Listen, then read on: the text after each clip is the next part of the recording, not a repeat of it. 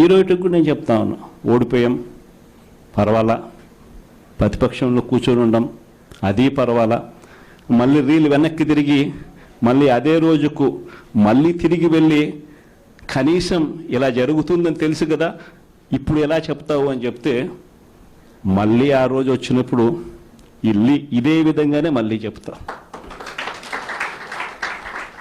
ఎందుకనంటే రాజకీయాలలో విలువలు విశ్వసనీయత అన్న పదానికి అర్థం అదే.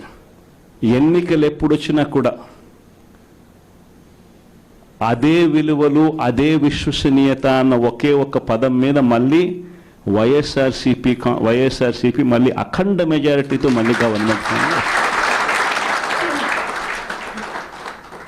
కానీ ఈసారి ఫామ్ చేసినప్పుడు మాత్రం ప్రజలకు చంద్రబాబు నాయుడు నైజం పూర్తిగా అర్థమైపోతుంది కాబట్టి మనల్ని మళ్ళీ 30 ఏళ్ళు అక్కడే కూర్చోబెట్టే విధంగా కూడా ప్రజలు ఖచ్చితంగా అడుగులు వేస్తారన్న నమ్మకం నాకుంది.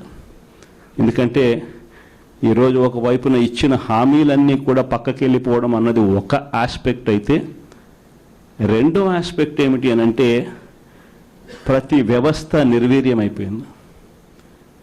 కేవలం చంద్రబాబు నాయుడు గారి ప్రభుత్వం రాక మునుపు మన ప్రభుత్వం ఉన్నది. మళ్ళీ మన ప్రభుత్వంలో ఎలా ప్రతిదీ కూడా ఎలా పగడ్బందీగా ఎలా జరిగింది, చంద్రబాబు నాయుడు ఎందుకు చేయలేకపోతున్నాడు, ఈ చర్చ ప్రతి ఇంట్లోనూ కూడా జరుగుతూ ఉంది.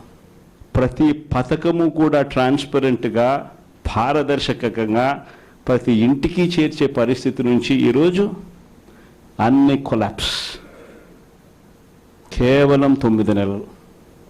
ఒకవైపున వ్యవస్థలన్నీ కొలాప్స్, మరోవైపున ఏది చూసినా స్కామే. ఏ గ్రామంలో చూసినా బెల్ట్ షాపులు. ఎమ్మెల్యే దగ్గరుండి ఆక్షన్ పాడిస్తూ ఉన్నాడు. 2 లక్షల 3 లక్షల నీ ఇష్టం. ఆ 2 లక్షలు కట్టడానికి పోలీసులు సపోర్ట్ చేస్తారు, దగ్గరుండి మద్యం అమ్మేట్టుగా. ఎంఆర్పి రేటుకు వాళ్ళు కొనుక్కుంటారు, ఎంఆర్పి రేటు ప్లస్ వీళ్ళ ప్రాఫిట్ వేసుకొని వాళ్ళు అమ్ముతారు. ఏ గ్రామంలో చూసినా కూడా ఏ బంకులో కూడా ఈరోజు మద్యమే కనిపిస్తూ ఉంది. మొట్టమొదటిసారిగా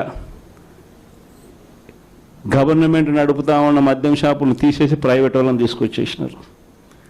ఇసుక ఎక్కడ పడితే అక్కడ డబల్ ద రేటుకి అమ్ముతూ ఉన్నారు.